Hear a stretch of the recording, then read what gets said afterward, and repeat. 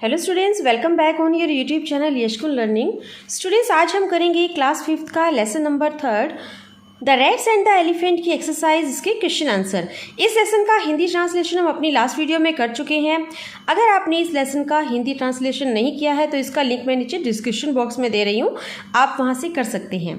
और साथ ही स्टूडेंट्स, इन सभी लेसन्स की मैंने प्लेलिस्ट भी बना रखी है, सो आप ये लेसन प्लेलिस्ट में भी जाकर देख सकते हैं।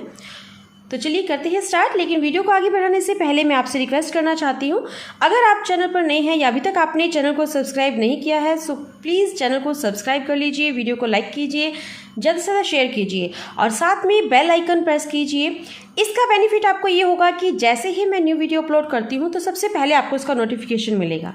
ओके, तो चलिए करते हैं start.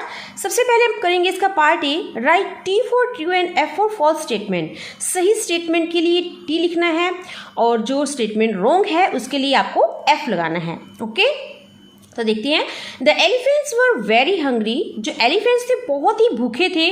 They were looking for food. क्या वो भोजन की तलाश कर रहे थे? तो ये स्टेटमेंट स्टूडेंट्स रॉन्ग है, क्योंकि वो जो एलिफेंट्स थे वो फूड की सर्च में नहीं थे, फूड की तलाश में नहीं थे, वो थे वाटर की तलाश में। ओके, तो स्टेटमेंट फॉल्स होगा। सेकंड देखिए, the elephants destroyed the homes of the rats because they dislike them. Elephants जो थे रैट्स का होम इसलिए डिस्ट्रॉय करते थे क्योंकि वो उन्हें डिसलाइक करते थे, उन्हें पसंद नहीं करते थे। तो इस स्टेटमेंट भी स्टूडेंट्स फॉल्स है, क्योंकि वो उन्हें ऐसी बात नहीं थी कि वो उन्हें डिसलाइक करते थे। एक्चुअली क्या था, जब उस रास्ते से जाते थे तो उनके पैरों के नीचे काफ़ी सारे चूहे कुचल जाते थे और जो उनके होम से वो नष्ट हो जाते थे अनजाने में। ओके, नेक्स्ट देखिए। The king of rats promise to help the elephants when needed. अब जो रैट्स का जो किंग था उसने एलिफेंट से प्रॉमिस किया था कि वो जब कभी भी उन्हें ज़रूरत होगी वो उनकी हेल्प करेंगे। तो ये स्टेटमेंट भी स्टूडेंट्स ट्रू है। Next, the elephants were shouting for help. Elephants जो थे वो हेल्प के लिए चिल्ला रहे थे।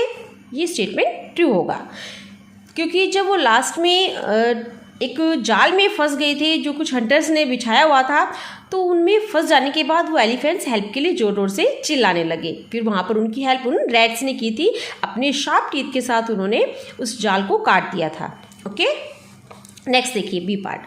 Look at the following image and arrange them in correct order by numbering them. यहाँ देखिए आपको कुछ पिक्चर्स दी गई हैं, आपको स्टोरी के अकॉर्डिंग इनको नंबर में अरेंज करना है कि फर्स्ट नंबर पर कौन सी पिक्चर आएगी, सेकंड पर कौन सी आएगी। ठीक है, स्टोरी के अकॉर्डिंग चलना है। तो देखिए फर्स्ट नंबर पर ये जो रैट्स दिखाई दे रहे हैं, एलिफेंट्स जो जा रहे हैं, इनके पैरों के नीचे देखिए कितने रैट्स कुचल रहे हैं, इनके पैरों के नीचे आ रही हैं, उनके होम डिस्ट्रॉय हो रहे हैं। ठीक है, तो फर्स्ट नंबर पे ये पिक्चर होगी। सेकंड देखिए, जब उनके काफ़ी रैट्स जो होते हैं मर जाते हैं, होम्स डिस्ट्रॉय हो जाते हैं, तो फिर जो रैट्स का किंग था वो गजराज के पास जाता है, जो एलिफेंट्स का राजा होता है। तो सेकंड नंबर पर ये पिक्चर आएगी। देन फिर देखिए थर्ड नंबर पे ये जो सारी एलिफेंट्स है वो एक जाल में फंस गए, तो यहाँ पे ये थर्ड नंबर पे जाएगी ये पिक्चर। एंड देन जो ये पिक्चर है, बाद में जब रैट्स आते हैं उस ट्रैप को काट देते हैं तो सारे जो एलिफेंट्स हैं वो फ्री हो जाते हैं, तो फोर्थ नंबर पे ये पिक्चर होगी। ओके, नेक्स्ट देखिए, आंसर द फॉलोइंग क्वेश्चन। नीचे कुछ क्वेश्चन दिए गए हैं, आपको उनके आंसर राइट करने हैं। ओके, तो देखते हैं इसकी question answers. Question number first, why did the elephants pass through the area where the rats lived. जो एलिफेंट्स थे वो उस रास्ते से क्यों गुजरते थे जहाँ पर चूहे रहते थे। व्हाई डिड द एलिफेंट्स क्यों पास होते थे थ्रू द एरिया, उस एरिया से, वेयर जहाँ पर द रैट्स लिव्ड, चूहे रहते थे। ओके, आंसर देखिए, the elephants pass through the area, elephants उस एरिया से गुजरते थे, वेयर द रैट्स लिव्ड, जहाँ पर चूहे रहते थे, because they were in search of water, क्योंकि वो पानी की तलाश में थे, उन्हें पानी चाहिए था, तो इसलिए वो उस रास्ते से जाते थे तालाब की तरफ। सेकेंड क्वेश्चन देखिए, why did the king of rats request the elephant chief. जो चूहों का राजा था उसने एलिफेंट के चीफ से ये रिक्वेस्ट क्यों की कि टू गाइड हिज हर्ड, कि वो अपने हर्ड को, अपने झुंड को through out the another root, कि अपने झुंड को किसी दूसरे रास्ते से गाइड करे। आंसर देखिए, the king of rats requested the elephant chief to guide his herd through another route. जो किंग था चूहों का, उसने एलिफेंट के चीफ से रिक्वेस्ट की कि वो अपने झुंड को किसी दूसरे रास्ते से ले जाए, किसी दूसरे रास्ते पे जाने के लिए गाइड करे। ठीक है, इतना तो देखिए क्वेश्चन में से ही आ गया।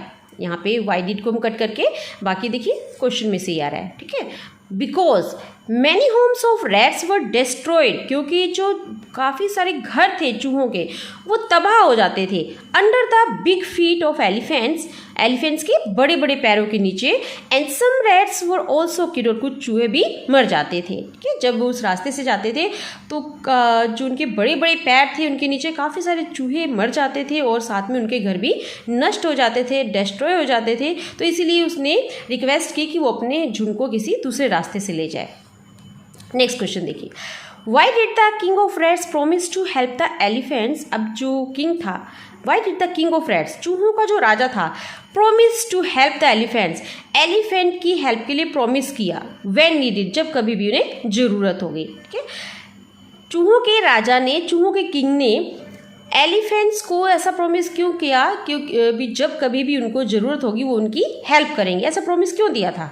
आंसर देखिए, the king of rats promise to help the elephants, चूहों के राजा ने एलिफेंट की हेल्प के लिए प्रोमिस किया था। व्हेन नीडेड, जब कभी भी जरूरत थी। किस लिए प्रोमिस किया था? देखिए, because Gajraj had accepted, because Gajraj had accepted his request to take the other way to the pond, क्योंकि गजराज ने उनकी रिक्वेस्ट को एक्सेप्ट कर लिया था। गजराज हैड एक्सेप्टेड, उनकी रिक्वेस्ट को एक्सेप्ट किया था to take the other way, किसी दूसरे रास्ते पर ले जाने के लिए, टू द पॉन्ड, तालाब के लिए। ठीक है, जब उसने रिक्वेस्ट की थी ना उसको, गजराज को, कि वो अपने हर्ड को किसी दूसरे रास्ते से ले जाए, तो इस पर एलिफेंट का जो किंग था, चीफ था, उसने उसकी बात को एक्सेप्ट कर लिया था। तो इसीलिए उसने उसको प्रॉमिस किया कि जब कभी भी उन्हें ज़रूरत होगी वो उनकी हेल्प करेंगे। Next question, why were the elephant shouting one day, एक दिन हाथी क्यों चिल्ला रहे थे? क्योंकि वो जाल में फंस गए थे ना, ट्रैप में, जो कुछ हंटर्स ने ट्रैप रखा था उसमें फंस चुके थे, तो इसलिए वो काफ़ी जोर जोर से चिल्ला रहे थे। तो आंसर क्या होगा इसका? The elephants were shouting for help, elephants जो थे हेल्प के लिए चिल्ला रहे थे। Because they were caught in trap, क्योंकि वो जाल में फंस गए थे। Kept arrange by some hunters, जो कुछ शिकारियों ने रख दिया था। ठीक है, कुछ शिकारियों द्वारा बिछाए गए जाल में वो एलिफेंट्स फंस गए थे और इसीलिए वो जोर जोर से हेल्प के लिए चिल्ला रहे थे। ठीक है, स्टूडेंट्स, ये हुए इस लेसन के क्वेश्चन आंसर्स। अब हम करते हैं इसका एक्टिविटी सेकंड पार्ट। देखिए, पार्ट ए में एक्टिविटी जो सेकंड है उसमें पार्ट ए में देखिए क्या दिया गया है, complete the following sentences by choosing appropriate word from the box. यहाँ नीचे बॉक्स में आपको कुछ ऑप्शन दिए गए हैं, इसमें से राइट ऑप्शन चूज करके आपको इन फिलअप्स में फिल करना है। ओके, पहले हम एक बार इनकी मीनिंग जान लेते हैं। प्रोमिस्ड, प्रोमिस्ड जो है प्रॉमिस की सेकेंड फॉर्म है, मतलब पास्ट में हम इसको यूज़ करते हैं सेकेंड फॉर्म को। तो प्रॉमिस मतलब प्रॉमिस किया, वचन दिया। ट्रैप, ट्रैप मीन्स जाल। डेंजर, खतरा। हर्ड, झुंड। रेडी, तैयार होना। पॉन्ड, तालाब। क्विकली, शीघ्र ही, जल्दी ही।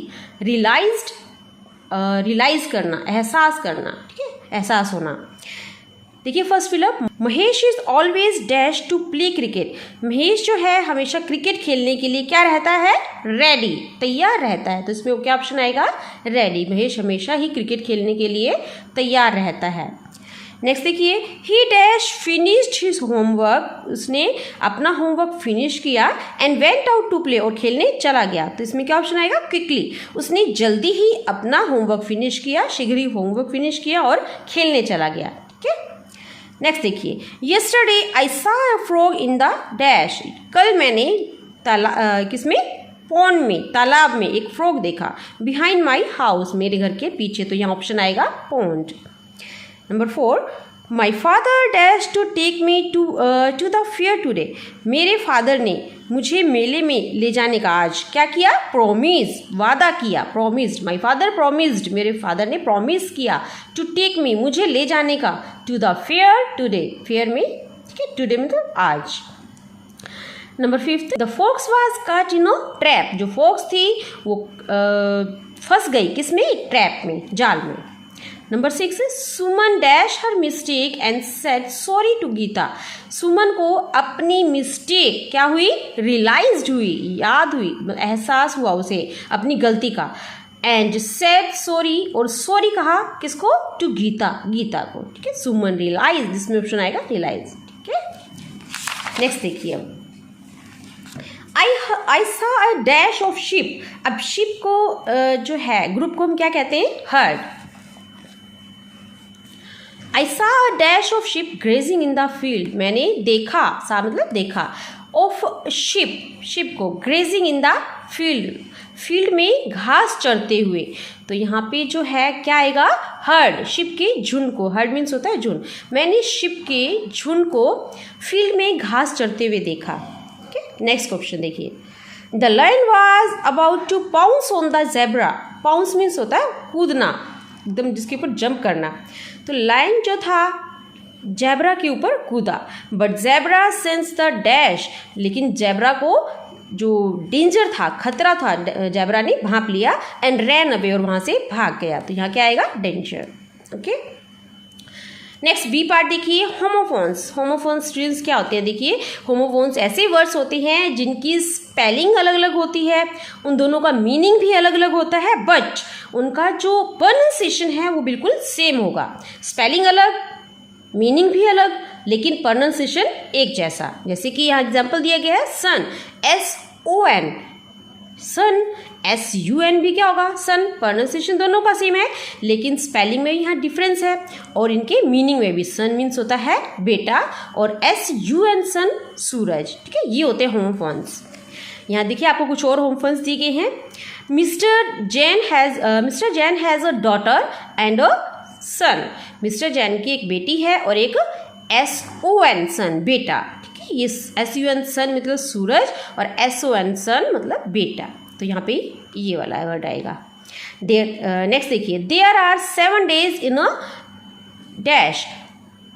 एक सप्ताह में कितने दिन होते हैं, देखिए एक सप्ताह में कितने दिन होते हैं, वीक और वीक। अब ये वीक देखिए, वीक मीन्स होता है WEAK, इट मीन्स कमज़ोर, और WEEK ये वीक है, ये सप्ताह की बात की जा रही है, दिनों की बात की जा रही है, जो वीक नेम होते हैं ना। तो देयर आर 7 days, 7 days होते हैं किसमें, इन अ वीक, एक सप्ताह में। तो इसमें ये वर्ड आएगा week, WEEK, week. Next number 3, I couldn't dash what the teacher said. मैं नहीं सुन सका व्हाट द टीचर सेड, जो टीचर ने कहा, जो बात टीचर ने कही मैं सुन नहीं सका। तो अब यहाँ देखिए HERE हियर और HEARE हियर, दोनों का प्रोनाउंसिएशन एक जैसा है, बट मीनिंग और स्पेलिंग अलग अलग है। HERE मतलब हियर, यहाँ, ये प्लेस के लिए यूज़ करते हैं, और HEAR हियर मतलब सुनना। I couldn't hear what the teacher said. Okay? The lion ran after a deer. अब जो lion था वो किसके पीछे भागा, deer के। DEAR, deer, DEER, deer, दोनों का प्रोनाउंसिएशन सेम, बट ये DEAR जो है इट मीन्स प्यारा, जो अपने बहुत ज़्यादा हमें प्यारा होता है उसके लिए हम डियर यूज़ करते हैं। Dear sister, dear brother, dear friend. तो यहाँ पे ये जो डियर वर्ड है ये वो है। और डियर, DEER, डियर, डियर जो होता है ये हिरन। ठीक है, तो लायन जो था वो हिरन के पीछे भागा। Next, my younger sister is dash years old. यहाँ पर ईयर की बात की जा रही है आपकी, जो क्या कह रहा है कि जो मेरी छोटी बहन है वो 2 साल की है। तो यहाँ पे आएगा TWO, दोनों की स्पेलिंग जो प्रोनाउंसिएशन सेम है, टू TOO मतलब होता है भी, और TWO मतलब ये नंबर नेम है। ओके, तो यहाँ पे 2 आएगा, ये वाला word. Next number 6, Raju will dash a new cap from the fair. Raju will buy, Raju एक कैप खरीदेगा फ्रॉम द फेयर, मेले से। बाय होता है प्रपोजिशन है, मतलब जो हम के द्वारा या किसके द्वारा हम जब बात की जाती है, I go to school by bus, I go to school by van, तो ये तो वो वाला बाय वर्ड है। ठीक है, BUY बाय खरीदना, और BYE बाय मतलब किसी को सी ऑफ करना, बाय कहना। तो ठीक है, तो यहाँ पे खरीदने की बात की जा रही है, और खरीदने के लिए हम किसका यूज़ करेंगे, BUY। Dash your name in bold letters. अब अपना नेम जो है वो बोल्ड लेटर में लिखो, बड़े शब्दों में लेटर्स में लिखो, तो यहाँ पे क्या आएगा WRIT, ये वाला वर्ड लगेगा, लिखो। लिखने के लिए हम राइट का यूज़ करते हैं। Sunil knows how to ride a bicycle. अब यहाँ देखिए नोज, नोज मीन्स होता है नाक, तो ये तो आएगा नहीं। सुनील जानता है कि साइकिल कैसे चलाई जाती है, तो KNOWS, नोज मीन्स होता है जानना, तो यहाँ पे ये वर्ड लगेगा।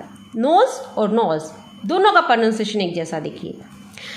India dash the final match, ONE 1 मतलब एक, इंडिया ने एक फाइनल मैच, ये करेक्शन, ये तो करेक्ट नहीं हुआ सेंटेंस। और WON होता है जीतना, WN1 मतलब जीतना, इंडिया ने फाइनल मैच जीता, तो यहाँ पे ये वर्ड लगेगा WN1। नेक्स्ट देखिए, carrot is a dash vegetable. Carrot जो है एक रूट वेजिटेबल है, जड़ वाली वेजिटेबल है, ठीक है।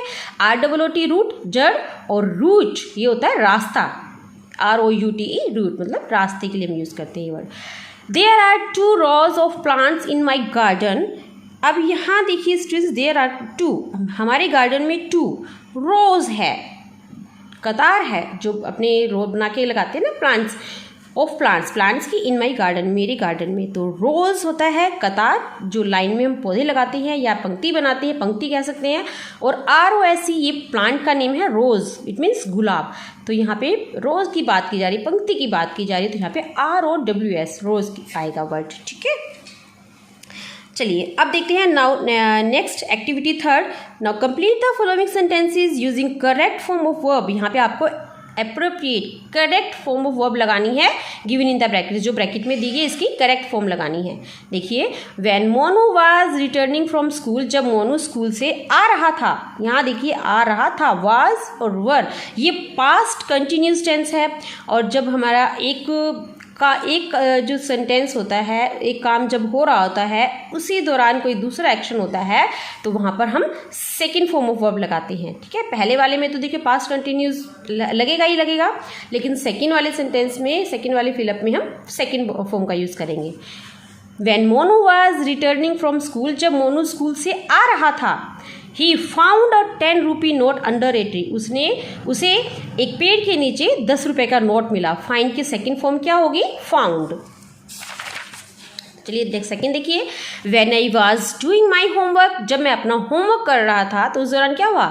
My friend dashed to meet me, मेरा फ्रेंड मुझसे मिलने आया, तो यहाँ पे हम सेकंड फॉर्म लगाएंगे। इसी तरह से देखिए यहाँ पे देखो was, were, was, इस तरह से जी वो जो वॉज वर्ब के साथ, वर्ब की फर्स्ट फॉर्म के साथ ING लगी हुई है, मतलब पास्ट कंटिन्यूस टेंस है। और सेकंड उसी दौरान जब सेकंड काम हो रहा हो सेम टाइम पर, तो उस वाले सेंटेंस में हम सेकंड फॉर्म का यूज़ करते जाएंगे। ये आप अपने आप करोगे स्टूडेंट्स, ओके।